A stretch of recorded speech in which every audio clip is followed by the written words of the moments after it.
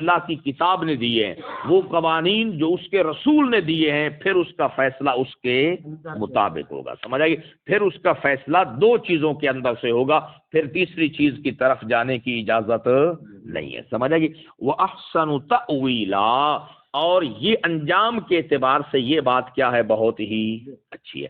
اب دیکھیے ذرا، میں صرف حضرت شیخ التفسیر کا حاشیہ اور دو تین احادیث اس سلسلے میں آپ کی خدمت میں عرض کرتا ہوں نفس آیت کو سمجھنے کے لیے. اس پر انشاءاللہ کچھ اور باتیں بھی عرض کرنی ہے. حضرت شیخ التفسیر نے جو اس کا ربط بیان کیا ہے نا پچھلی آیت کے ساتھ، کہ امانتیں ان کے اہل کی طرف پہنچا دو اور فیصلے کرو کس کے ساتھ؟ انصاف کے ساتھ. تھوڑے سے حاشیے کے اندر ہی ساری بات آپ کو انشاءاللہ سمجھ آ جائے گی. فرماتے ہیں انصاف کرتے وقت، انصاف پیچھے چونکہ حکم ہے نا کہ لوگوں کے درمیان کیا کرنا ہے، اب فرما رہے ہیں کہ انصاف کرتے وقت اتباع کتاب و سنت، اتباع کتاب و سنت، اللہ سے مراد کتاب اور رسول سے مراد آپ کی سنت. سمجھ آئے گی نا؟ انصاف کرتے وقت اتباع کتاب و سنت، اور اس کے بعد مسلمانوں میں سے اولی الامر کی مخالفت نہ ہونے پائے. جب تم فیصلہ کرنے لگو تو اس میں کتاب اللہ کو دیکھو، پیارے نبی کی سنت کو دیکھو، اور پہلے جو اولی الامر کے فیصلے ہو چکے ہیں ان کی مخالفت نہ ہو. سمجھ آ گئی جناب؟ حضرت ابو بکر صدیق کیا تھے؟ آپ کے بعد اولی الامر تھے. صرف آپ دنیاوی امور جانتے تھے یا دین میں بھی آپ صلاحیت رکھتے؟ سمجھ آئے گی؟ دونوں چیزیں تھیں. ان اولی الامر کے اندر دونوں چیزیں ہوتی تھی. حضرت عمر فاروق جو ہے وہ صرف دنیا کے مسائل حل کرتے تھے یا دینی معاملات بھی جانتے تھے؟ حضرت عثمان کو دیکھ لیجئے، حضرت علی المرتضیٰ کو دیکھ لیجئے، وہ صرف حکومت والے نہیں تھے، وہ دین والے بھی کیا تھے؟ ساتھ. اسی وجہ سے اس کے بارے میں یہی بات ہے کہ اولی الامر سے مراد صحابہ کرام جو تھے وہ تو ان کے اندر دونوں کوالٹیاں تھیں، وہ حکمران بھی تھے، وہ فقہا بھی تھے، حکمران بھی تھے اور فقہا بھی تھے. تو فرمایا کہ انصاف کرتے وقت اتباع کتاب و سنت، اور اس کے بعد مسلمانوں میں سے اولی الامر کی مخالفت نہ ہونے پائے. آگے دیکھنا ذرا، اور اولی الامر میں اختلاف رائے ہو جائے. کس میں اختلاف ہو جائے؟ اولی الامر میں اختلاف رائے ہو جائے، یعنی کہ جو اولی الامر ہیں ان میں کوئی اختلاف تمہیں نظر آتا ہے، یعنی کہ اس فیصلے کا حل اللہ کی کتاب میں بھی نہیں ملتا، اللہ کے رسول کی ذات اقدس میں بھی نہیں ملتا، اور اولی الامر کے فیصلے اس میں دو تین تمہیں نظر آتے ہیں. سمجھ آ گئی نا؟ مختلف فیصلے نظر آتے ہیں. تو فرمایا تو مسئلہ کے کتاب و سنت جس کی تائید کرے اس کو مانو. کوئی نہیں سمجھ آئی؟ دوبارہ پڑھتا ہوں آپ کے لیے، نہیں سمجھ آئی ابھی آپ کو. کچھ ساتھیوں کو پتہ نہیں جلدی ہے، ٹائم بار بار دیکھ رہے ہیں. تو ادھر دیکھیں، میری طرف دیکھیں تاکہ بات آپ کو سمجھ آئے جناب والا. کہ کیا فرما رہے ہیں کہ انصاف کرتے وقت، اب انصاف کرنا ہے تو انصاف کرتے وقت تین چیزوں کو سامنے رکھنا ہے. کتاب کی اتباع کرنی ہے، سنت کی اتباع کرنی ہے، اور اس کے بعد اس فیصلے میں اولی الامر کی مخالفت نہیں ہونے پائے، جو پہلے اولی الامر گزر چکے ہیں. اور آگے فرمایا اور اولی الامر میں اختلاف رائے ہو جائے.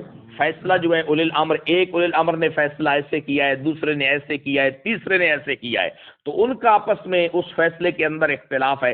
تو اب کیا کرنا ہے؟ فرمایا کہ اولی الامر کے فیصلے میں جو اختلاف ہے نا، تم نے اس فیصلے کو لینا ہے جو مسئلہ کے کتاب و سنت جس کی تائید کرتا ہے. سمجھ آ گئی؟ ظاہر بات ہے کہ ان کے تین فیصلے ہیں مثال کے طور پر اولی الامر کے، تو تم نے یہ غور کرنا ہے کہ ان تینوں میں سے کس کا فیصلہ اللہ کی کتاب اور نبی کی سنت کے زیادہ موافق ہے. سمجھ آ گئی؟ کس کے فیصلے کی کتاب و سنت تائید کرتی ہے، تم نے اس فیصلے کو کیا کرنا ہے. تو اب بتائیے کہ وہ جو اس اولی الامر کے فیصلے کے اختلاف میں جو فیصلے، جس فیصلے کی کتاب و سنت تائید کرتا ہے اس کو لینا ہے، یہ عام آدمی کر سکتا ہے؟ یہ معاملہ ہے ہی ان لوگوں کو جو اولی الامر والے ہیں اور انہوں نے فیصلہ کرنا ہے. ان کو کہا جا رہا ہے کہ اگر تمہیں اولی الامر کے فیصلے میں اختلاف اور جھگڑا نظر آئے تو پھر تم نے اس میں سے اس فیصلے کی طرف آنا ہے جس فیصلے کی کون تائید کرے؟ کتاب و سنت تائید کرے. سمجھ سمجھ آئے گی؟ تو فَإِن تَنَازَعْتُمْ فِي شَيْءٍ کا کیا مطلب ہے؟ عوام آپس میں الجھ پڑے ان کو بھی یہی حکم ہے، لیکن جو اصل بات ہے آیت کا کہ لوٹا دو تم اس کو اللہ کی طرف اور اس کے رسول کی طرف، یعنی کتاب و سنت کے قوانین کی طرف، تو یہ عام آدمی کے بس کی بات نہیں ہے، سمجھ آئے گی جناب؟ تو یہ حضرت شیخ التفسیر رحمہ اللہ نے بات ذکر کی ہے کہ انصاف کرتے وقت اتباع کتاب و سنت اور اس کے بعد مسلمانوں میں سے اولی الامر کی مخالفت نہ ہونے پائے، یہ بات ذہن میں رکھنا ہے، کسی کی بھی مخالفت نہ ہو، لیکن اولی الامر میں اختلاف رائے ہو جائے تو پھر اولی الامر کی رائےوں میں سے تم نے کس رائے کے پیچھے چلنا ہے جو مسئلہ کے کتاب و سنت جس کی کیا کرے، تائید کرے، سمجھ آ گئی جناب؟ اس کو ماننا ہے، سمجھ آ گئی؟ ان میں سے اب ذرا میں خود نبی پاک صلی اللہ علیہ وسلم کے حوالے سے آپ کی خدمت میں عرض کروں کہ جن کو حضور بھیجا کرتے تھے تو اللہ کے نبی صلی اللہ علیہ وسلم کے سامنے جو باتیں ہوئی ہیں، دیکھیے سب سے پہلے مشہور حدیث پاک حضرت معاذ بن جبل کی ہی عرض کرتا ہوں آپ کے لیے کہ حضرت معاذ بن جبل کو ان رسول اللہ صلی اللہ علیہ وسلم لما اراد ان یبعث معاذا الى الیمن، رسول اللہ صلی اللہ علیہ وسلم نے جب ارادہ کیا کہ حضرت معاذ کو یمن کی طرف بھیجیں تو تیاری ہو گئی، قال آپ نے فرمایا اے معاذ کیف تقضی اذا عرض لك قضاء، جب تیرے پاس کوئی فیصلہ آئے تو کیسے کرے گا تو فیصلہ، جب تیرے پاس فیصلہ آئے تو کیسے فیصلہ کرے گا؟ تو حضرت معاذ نے کہا اقضی بکتاب اللہ، میں اس کا فیصلہ کروں گا کس کے ذریعے سے؟ اللہ کی کتاب سے۔ پہلا نمبر اس کتاب کا ہے، سمجھ آئے گی؟